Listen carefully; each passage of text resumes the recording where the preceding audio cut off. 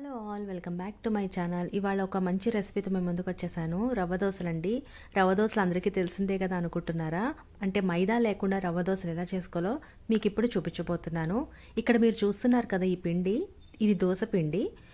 ఇది ఎలాగా తయారు చేసుకోవాలో ఇప్పుడు మీకు దీని కొలతలు అవి చెప్తున్నాను. ముందుగా 1 గ్లాస్ మినపప్పు తీసుకుంటే దానికి 3 గ్లాసులు బియ్యం తీసుకుని మీరు మిల్లు పట్టించుకొని పెట్టుకుంటే సరిపోతుంది. ఇది ఎప్పటికప్పుడు మీరు ఇందులో వాటరో లేకపోతే పెరుగో కలుపుకొని మామూలుగా దోశలు కూడా చేసుకోవచ్చు. నేను ఈ పిండి తీసుకుని దీంతో నేను మీకు రవ్వ దోశలు ఎలా చేయాలో చూపించబోతున్నాను. ముందుగా 2 గరిటెల దోశ పిండి తీసుకున్నాను. అలాగే 1 గరిట రైస్ ఫ్లోర్, ఇంకా 3/4 గరిట బొంబాయి రవ్వ తీసుకుని ఒక బౌల్లో వేసుకుని బాగా మిక్స్ చేసుకుని వాటర్ పోసుకుని పలుచగా చేసుకున్నాను. దోశలు ఇంకా రుచిగా రావడానికి దాంట్లో నేను ఉల్లిపాయ, క్యారెట్, అలాగే కొంతగా ఉప్పు, ఇంకా జీలకర్ర, పచ్చికారం వేసి బాగా కలుపుకున్నాను. ఇక్కడ మీరు పచ్చికారం ఇష్టపడిన వాళ్ళు పచ్చిమిరపకాయలు కూడా సన్నగా తరుక్కొని వేసుకోండి. ఇలా వేసుకున్న తర్వాత దాన్ని బాగా కలుపుకొని స్టవ్ వెలిగించుకుని దోశ పెనం పెట్టుకుని మనం రవ్వ దోశకి ఎలా పోసుకుంటాం పలుచగా, అలాగే రౌండ్గా పోసేసుకోండి.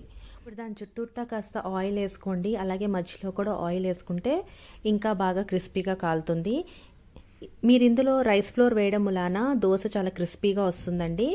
ఇప్పుడు వెనక వైపు కాలిన తర్వాత రెండో వైపు కూడా తిప్పేసి ఒకసారి బాగా కాల్చేసుకోండి. రెండో వైపు కూడా కొంచెం పచ్చిదనం పోయిన తర్వాత ఇప్పుడు ఇక్కడ పైన పనీర్ బాగా తురుపుకుని వేసుకోండి.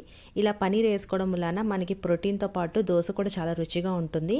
దాన్ని కూడా ఒకసారి వెనక వైపు తిప్పేసి బాగా కాల్చుకోండి. సో ఇంకా ఇలా కాలిన తర్వాత మనం ప్లేట్లోకి తీసేసుకుంటే మనకి యమ్మీ క్రిస్పీ దోశ రెడీ అయిపోయినట్టే. నా ఛానల్ ఎవరైనా ఫస్ట్ టైం చూసినట్లయితే please like, share and subscribe my channel. ఈ రవ్వ దోశ మీకు బాగా నచ్చిందని అనుకుంటున్నాను. నచ్చితే కనుక ఒక లైక్ చేయడం మర్చిపోకండి. Thank you.